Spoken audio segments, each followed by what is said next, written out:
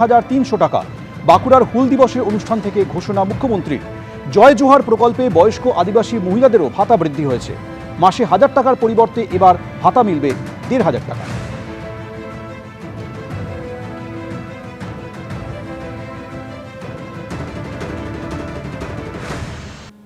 আদিবাসী হোস্টেলগুলোতে যে ছাত্রছাত্রীরা থাকেন তাদের খাদ্য ভাতা 1800 টাকা বাড়িয়ে আমরা আগস্ট মাস থেকে আমরা 3300 টাকা করে তাদের খাদ্য ভাতা করব, এই সিদ্ধান্ত আমরা গ্রহণ করেছি।